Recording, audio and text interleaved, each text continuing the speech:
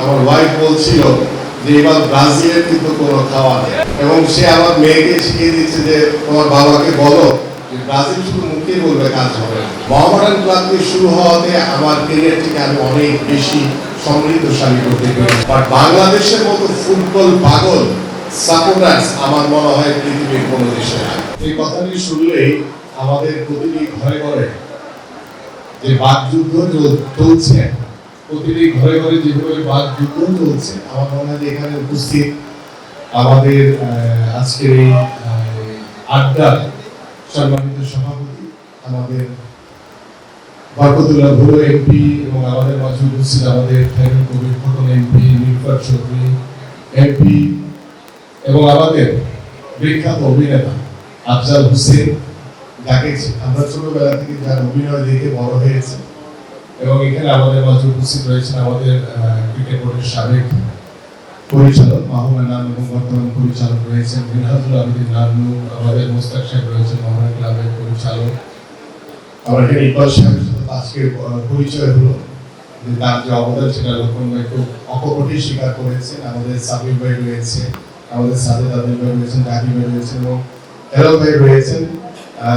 দীর্ঘ এই পথ চলা, এবং স্পেশালি আমাদের ডাইরেক্টর ইনচার্জ লোকমান হোসেন ভুইয়া। আমার জীবনের শুরুটাই হয়েছিল মোহামেডান ক্লাব দিয়ে। আমি সৌভাগ্যবান যে মোহামেডান ক্লাবের মতো এত বড় ক্লাব দিয়ে আমার ফুটবল কেরিয়ার শুরু হওয়াতে হয়তো আমি বাংলাদেশের টপ লেভেলে খেলার সেই সামর্থ্য আমি অর্জন করেছিলাম। এবং আমাদের পিছনে আমি প্রতাপ দাকে দেখিনি, পিছনে ছিল আমাদের অনেক রকিব ভাই রয়েছে, মাসুদ রানা রয়েছে, কমির ভাই, কাঞ্চন, আমাদের সোহাগ ভাই রয়েছে, আমাদের প্রিন্স, আমাদের সাইদ হাসান কারণ ভাই। যে শুরুটা করেছিলাম তখন কারণ ভাই ছিল বাংলাদেশের ন্যাশনাল টিমের টপ গোলকিপার। তো তখন তারা ছিলেন, তো তাদের সাথে কলির ভাইও ছিলেন তখন। তো তাদের সাথে চেষ্টা করেছি ছোট মানুষ হিসেবে পাল্লা দিয়ে কতটুকু উপরে উঠানো যায়। আলহামদুলিল্লাহ যে স্বল্প সময়ে আমি 94-এ মোহামেডান ক্লাবে যখন অংশগ্রহণ করেছিলাম জুনিয়র গোলকিপার হিসেবে, 96-এ যখন ফরজগঞ্জে খেলি, ফরজগঞ্জে খেলার পরে ন্যাশনাল টিমে আমি ডাক পেয়েছিলাম। এটা আমার জন্য অনেক বড় একটি ভালো লাগার একটি জায়গা, যে মোহামেডান ক্লাব দিয়ে শুরু হওয়াতে আমার ক্যারিয়ারটিকে আমি অনেক বেশি সমৃদ্ধশালী করতে পেরেছিলাম। এই জন্য মোহামেডান ক্লাবের প্রতি অফিসিয়াল যারা রয়েছে সবার প্রতি কৃতজ্ঞতা। যাক, আমরা আমাদের ইতিহাসে না যাই, আমরা এখন বর্তমান বিশ্বকাপ ফুটবল নিয়ে আলোচনায় আসি। প্রতিটি ঘরে যে বাকযুদ্ধ চলছে সেটি আমার ঘর থেকে শুরু করে কোনো ঘরে মনে হয় ব্যতিক্রম নয়। কারণ গতকালকেও আমি যখন বাসায় ফিরছিলাম সারাদিনের কর্মব্যস্ততা শেষে, বাসায় ঢুকেই আমার ওয়াইফ বলছিল যে এবার ব্রাজিলের কিন্তু কোনো খাওয়া নেই। তার ডেফিনেটলি সে আর্জেন্টিনার সাপোর্টার, এবং সে আমার মেয়েকে শিখিয়ে দিচ্ছে যে তোমার বাবাকে বলো যে ব্রাজিল শুধু মুখে বলবে, কাজ হবে না। এই যে বাকযুদ্ধ, এটাই হচ্ছে বাংলাদেশের ফুটবলের আসলে বেস।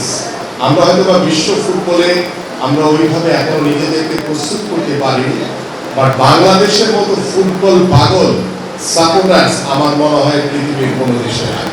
কারণ প্রত্যেকটি ঘরে ঘরে যেভাবে ফ্ল্যাগ উড়ানো শুরু হয়ে গেছে, প্রত্যেকটি বাসার ছাদে যেভাবে ফ্ল্যাগ উড়ানো শুরু হয়ে গেছে, সেখানে Brazil, Argentina, Spain, France, Germany, যে দলের সাপোর্টারই হোক না কেন, বাংলাদেশের মতো এই ধরনের ফ্ল্যাগ ওনার পৃথিবীর কোনো দেশে উড়ানো হয় না। আমি সেই জায়গায় সৌভাগ্যবান আমরা, যে বাংলাদেশ হয়তো আমরা ফুটবলে সেইভাবে আমাদেরকে এখনো প্রস্তুত করতে পারিনি, বাট বাংলাদেশে ফুটবল পাগল ফ্যানরা রয়েছে, ফুটবল পাগল দর্শকরা রয়েছে, যাদেরকে ধারণ করে আমরা যদি মনে করি যে একদম শুরু থেকেই জিরো থেকে আমরা শুরু করতে চাই, সেই শুরুটা হয়তো বা আমরা কিছুটা হলেও করতে পেরেছি। আমাদের মাননীয় প্রধানমন্ত্রী তার যে সুদূর প্রসারী যে চিন্তা ভাবনা, ইতিমধ্যে দেখেছেন আপনারা যে আমরা খেলাধুলাকে পেশা হিসেবে প্রতিষ্ঠার জন্য আমাদের কার্যক্রম শুরু হয়েছে।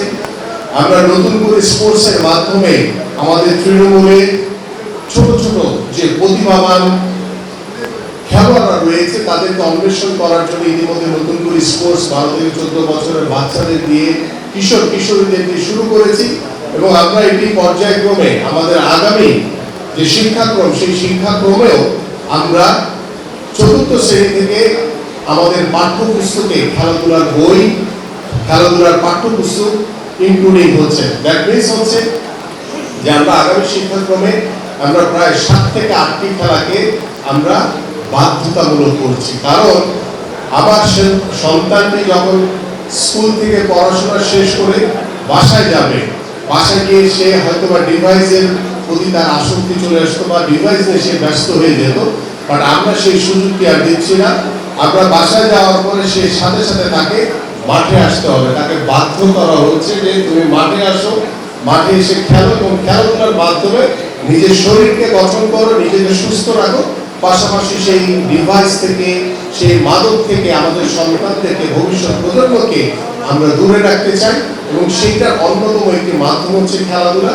এবং আমরা যখন 4th শ্রেণী থেকে, আপনারা একটু চিন্তা করে দেখেন, তখন 4th শ্রেণী থেকে আমাদের প্রত্যেকটি সন্তানের জন্য খেলাধুলাকে বাধ্যতামূলক করব। আমাদের পারিবারিক অবস্থান, আমাদের সামাজিক অবস্থান এবং আমাদের রাষ্ট্রীয়ভাবে আমাদের যে গুণগত পরিবর্তন আসবে, আমরা সেটা পরিলক্ষিত করতে পারবো ইনশাআল্লাহ সবার জন্য। সো আমি মোহামেডান ক্লাবের এই আড্ডাকে স্বাগত জানিয়ে, হয়তো আমরা একটি মোটামুটি বক্তব্যের মধ্য দিয়ে আছে, বাট সময় স্বল্পতার কারণে এখানে অনেক লিজেন্ডারি ফুটবলাররা রয়েছেন, অনেক বিখ্যাত ক্রীড়া সংগঠনরা রয়েছেন, যাদের কথা শুনতে পারলে হয়তো আরো ভালো লাগতো, আরো আড্ডার যে ইমেজ সেটাকে আমরা ফুটিয়ে তুলতে পারতাম। আর সময় স্বল্পতার কারণে আবার আমাদের যেহেতু আগামীকালকে বাজেট অধিবেশন ঘোষিত হবে এবং আজকে আমাদের মাননীয় প্রধানমন্ত্রী প্রশ্নোত্তর পর্ব রয়েছে, আমাদের সংসদে যেতে হবে। সো দ্যাট আমি আন্তরিকভাবে মোহামেডান ক্লাবের প্রতি কৃতজ্ঞতা এবং ধন্যবাদ জানিয়ে আমি আজকে আপনাদের কাছ থেকে বিদায় নিচ্ছি।